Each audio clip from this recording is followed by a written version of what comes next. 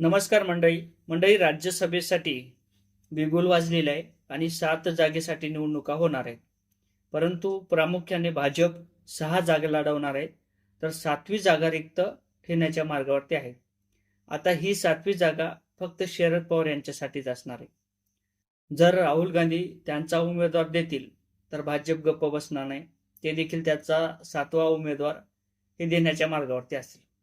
त्यानंतर उद्धव ठाकरे जरी ती जागा लढवण्याचा प्रयत्न करतील किंवा राज्यसभेसाठी 7व्या जागेसाठी त्यांना त्यांचा दावेदार उभा केला तर मात्र भाजप त्यांचा परत उमेदवार त्या ठिकाणी उभा करू शकतो, असं माझं व्यक्तिगत मत नाही. आणि ते प्रामुख्याने आता नेत्यांच्या माध्यमातून समोर येताना दिसत आहे. परंतु असं का, हा देखील प्रश्न असणार आहे. शरद पवार यांनाच त्या ठिकाणी जागा का, हा देखील प्रश्न आहे. आणि त्याचबरोबर भाजपची ही खेळी आहे का, हे देखील एक मोठा प्रश्न आहे. आणि याचंच उत्तर आपण या व्हिडिओच्या माध्यमातून घेणार आहोत. मंडळी, राज्यसभेची निवडणूक होणार आहे आणि त्यासाठी 7 जागा आहेत. 7 जागेवरती ही निवडणूक होणार आहे आणि त्याचं बिगुल सुद्धा वाजलेलं आहे. आता भाजपच्या नेत्यांचं म्हणणं आहे, राहुल गांधी किंवा उद्धव ठाकरे जर जागा लढवतील तर आम्ही त्या ठिकाणी आम्हीचा उमेदवार देणार आहोत. म्हणजे भाजपचा उमेदवार त्या ठिकाणी असणार आहे. पूर्णपणे 7 जागा लढवण्याचं काम हे केलं जाणार आहे. परंतु शरद पवार यांना त्या ठिकाणी जर ते पद देण्यात आलं किंवा राज्यसभेत जर घेण्यात आलं तर आम्ही कोणत्याही प्रकारचा विरोधी नेता किंवा विरोध करणार नाहीत किंवा आम्ही त्या ठिकाणी ती जागाच लढवणार नाही, असं देखील भाजपच्या नेत्यांच्या माध्यमातून सांगितलेलं आहे. परंतु हे का, नेमकं शरद पवार यांनाच का?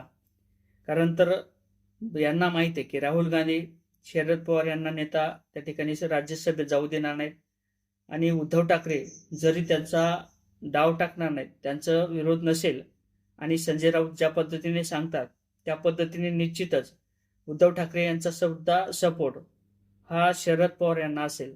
परंतु असं होणार नाही. काँग्रेस नेते राहुल गांधी तसं होऊ देणार नाही. कारण तर त्यांना देखील त्यांचं अस्तित्व टिकवायचं आहे. राज्यसभेची खुर्ची ही कोणालाच आपल्या हातातून जाऊ द्यायची नाही. कारण तर यामागे सुद्धा जे काही नेते असतील ते ते ते देखील सांभाळावं लागतात. त्या नेत्याला सुद्धा त्या ठिकाणी खुर्ची पाहिजे. म्हणून तर नेते त्यांच्या कार्यकर्त्यांच्या पाठीमागे राहतात किंवा कार्यकर्ते नेत्यांच्या पाठीमागे राहतात. आणि जर यामध्ये पार्थ पवार असतील, पार्थ पवार यांना देखील जागा दिली जाईल, ती देखील भाजपच्या माध्यमातून.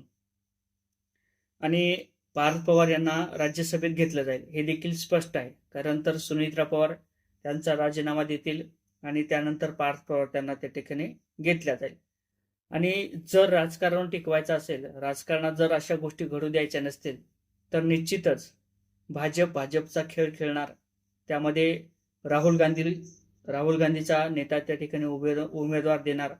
उद्धव ठाकरे जरी आज म्हणत असतील तरी ते जर शरद पवार यांना डावलण्याचा प्रयत्न केला, राहुल गांधी यांनी जर त्यांचा उमेदवार दिला तर उद्धव ठाकरे सुद्धा त्यांचा उमेदवार देणार आणि त्यानंतर शरद पवार सुद्धा त्यांचा उमेदवार देणार. अशी खेळी ही भाजपच्या माध्यमातून आहे. भाजपला चांगलंच माहिती आहे असं होणार नाही. एकत्रीकरण त्या तिघाचं होणार नाही आणि निश्चितच आपल्याला त्यातून हात सोडून घेता येणार आहे आणि आपला 7वा उमेदवार हा देता येणार आहे.